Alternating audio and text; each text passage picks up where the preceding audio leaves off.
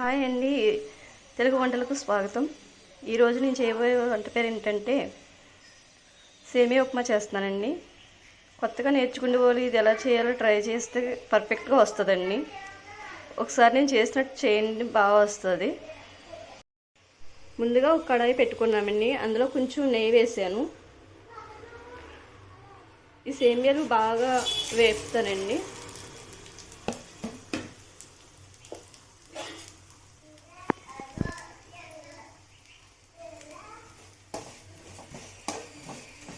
నెయ్యిలో బాగా వేగడం వల్ల మాకు బాగా టేస్ట్ వస్తుందండి.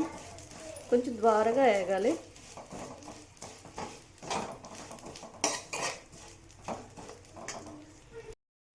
సేమియాలు బాగా రోస్ట్ అయినాయండి. రోస్ట్ సేమియాలు అయితే మీరు ఫ్రై చేయని అవసరం లేదండి. నేను తీసుకున్న మామూలు సేమియాలండి, అందుకే నేను ఫ్రై చేస్తున్నాను. ఇలా ఫ్రై చేయడం వల్ల ఉప్మాకి కొంచెం టేస్ట్ బాగుంటుందండి. సేమియా ఉప్మా తినలేని కూడా చాలా ఇష్టంగా తింటారు.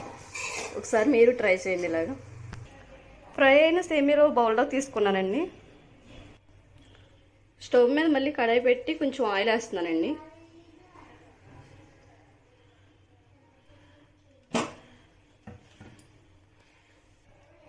ఆయిల్ వేడెక్క పోపు దినుసులు వేస్తున్నానండి.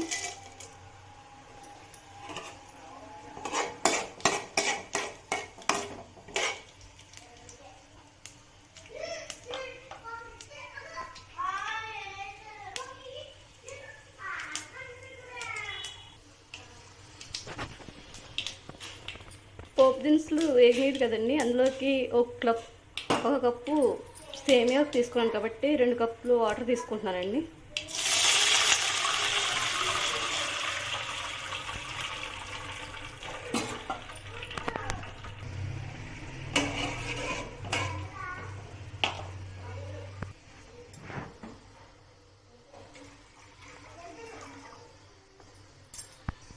టేస్ట్కి సరిపడా సాల్ట్ వేస్తున్నానండి.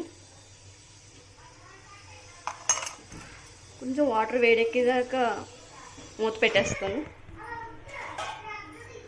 వాటర్ బాగా మరగాలండి. మరిగాక అప్పుడు సేమియాలు వేద్దాం.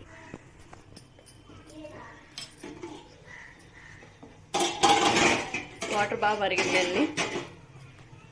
అందులో కొంచెం ఇప్పుడు సేమియాలు వేసుకో.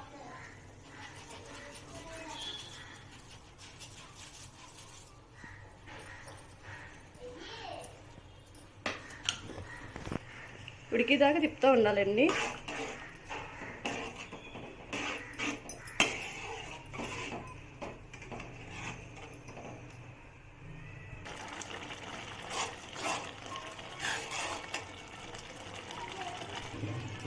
సేమియా ఉప్మా అయితే రెడీ అయిపోయిందండి. చూసారు కదా, చక్కగా స్మూత్గా ఉంది.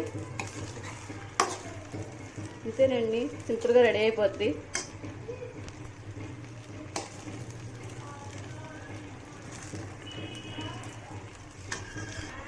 సేమియా ఉప్మా అయితే రెడీ అయిపోయిందండి. ఇంట్లోనే ఉన్న వీటితో చక్కగా చేసుకోవచ్చండి, టేస్టీగా ఉంటుంది. ఒకసారి ట్రై చేయండి మీరు కూడా. సేమియా ఉప్మా అయితే రెడీ అయిపోయిందండి. చూసారు కదా, చాలా సింపుల్గా ట్రై చేయండి, పర్ఫెక్ట్గా వస్తుందండి. ఇలా అయితే థ్యాంక్ యూ. మా ఛానల్ని సబ్స్క్రైబ్ చేసుకోండి.